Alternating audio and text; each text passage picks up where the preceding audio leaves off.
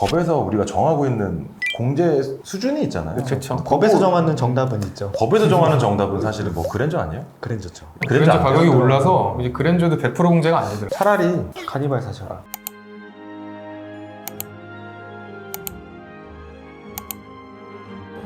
오늘은 법인 차량 얘기를 좀 해볼까요? 차 종류에 따라서 사실 막 드림카 이런 거 있는데 비싸잖아요, 차들이. 너무 비싸죠. 근데 뭐 기사 같은 거 보면은 우리나라 벤틀리 수입 뭐 아시아 얘 좀 예전 기사에서 기억이 나는데 좋은 차 사실 길에 너무 깔려 있고 맞아요. 이게 사실 가능한가? 뉴스 기사를 보니까 우리나라 이제 고가 차들의 80% 이상이 이제 법인으로 출고가 되고, 많긴 많다. 특히 뭐 람보르기니 같은 스포츠카가 10대가 판매되면 9대가 법인으로 팔린대요. 법인차를 한다는 게 어떤 의미로 생각하실지 모르겠어요. 근데 저희 같은 사람들이 보기에는, 회계사들이 보기에는 비용 처리가 제일 먼저 생각나, 솔직히 그렇죠. 말해서. 네. 그렇죠. 다른 목적보다도 비용 처리가 제일 먼저 생각나. 그래서 지금 현 정부에서도 뭐 보면 법인차의 번호판에 색깔 칠하겠다. 마치 낙인 찍듯이. 왜 우리 또 그런 거 예민하잖아요. 법인차나 리스하면은 뭐 허업 번호판 달고 다니고, 사실 이런 것들 말은 안 하지만 잘 쓰고 싶지 않잖아요. 그 번호판. 그렇죠. 약간 뭔가 가오가 떨어지는 그런 느낌이 있잖아요. 정부의 이런 정책이 색깔을 칠한다는 게 그렇게 해서 법인차에 막으려는 의도인지 의도 파악 잘 안 돼요. 아마 골프장에 있는 차들은 흰색이 없을 것 같은데. 사실상 이런 번호판을 장착함으로 인해서 텍스적인 측면에서 봤을 때는 바뀌는 건 없다. 이게 뭐 결론이죠.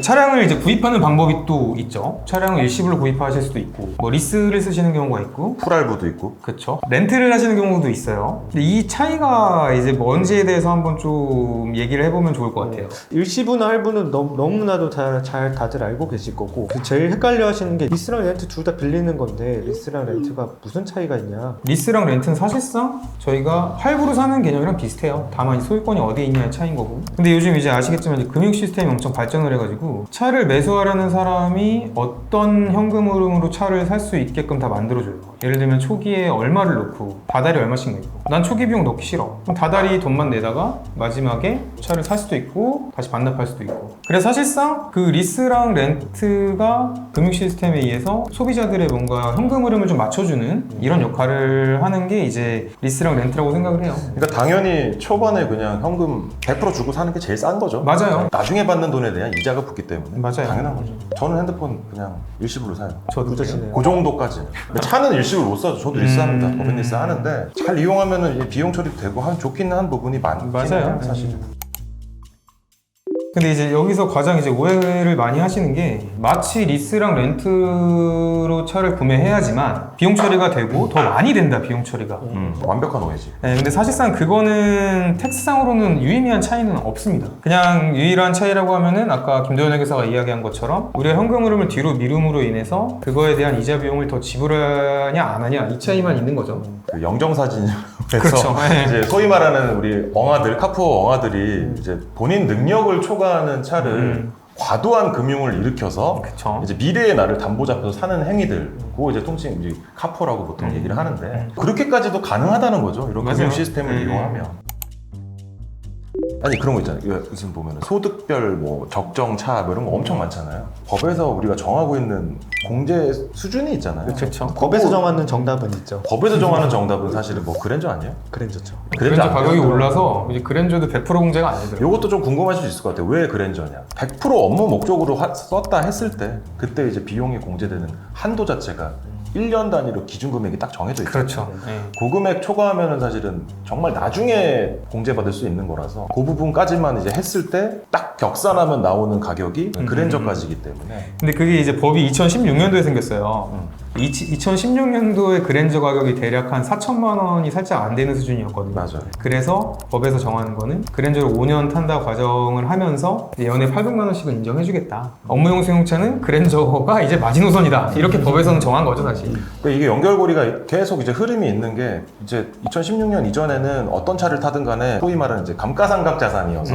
그 한도에만 넘어가지 않으면은 그냥 비용 처리가 그렇죠. 계상하는 만큼 되는 약간 요거였다면 이제는 법으로 16년 법을 정해서 얼마 이상의 차에 대해서는 일괄적으로 그 차종이 뭐든 간에 그 금액을 넘어가면은 일부는 비용을 공제를 못하게 하겠다. 그리고 기재부 설명도 갔었어요. 근데 솔직히 물어보고 싶었어요. 기재부 그럼 고위직 못하세요. 그럼 어떻게 하냐고 물어보고 싶어. 의전용 차량은 어떻게 하냐. 왜냐면 이게 이게 좀 반발이 많았잖아요. 처음에는 그랬죠. 맞냐 아니냐에 대한. 사실 이런 모든 차량들이 저희가 이런 말한 제재에 적용되는 차량들은 아니에요. 예를 들면 경차라든지 아니면 9인승 이상 승합차, 뭐 화물 차량, 아니면 진짜 영업용 차량들, 택시라든지 이런 차량들은 이런 법의 제재를 받지는 않습니다. 그래서 그 부분을 사실 오해하시는 부분들이 좀 있어요. 그래서 이제 절세를 목적으로 하시려면은 사실 경차를 구매하시거나 아니면 9인승 이상 차량을 구입하시는 게 절세 목적으로는 가장 좋죠. 한일발 리무진 뭐 이런 거 저도 뭐 타보진 않았지만 그런 게 이제 또 개설세 대상이 아니다 보니까 전액 비용 처리가 그렇죠. 또 되는 거기도 하고. 매입할 때부터 차이가 나요. 부가가치세가 뭐 아시겠지만 모든 제품의 가격에 10%가 포함되어 있는데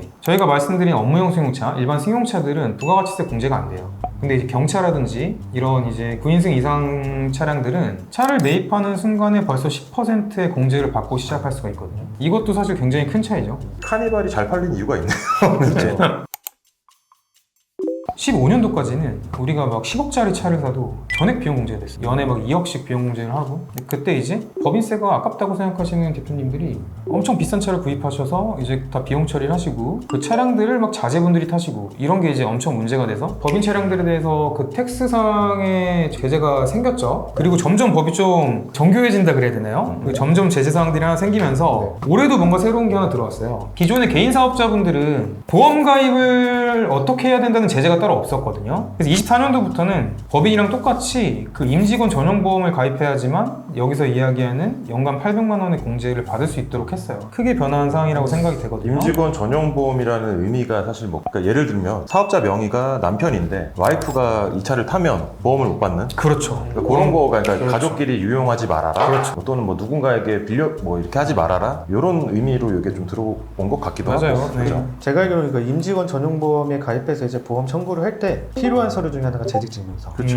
그러니까 이제 그 재직증명서가 나오는 사람에 대해서 보험을 그렇죠. 뭐 보장을 해주겠다.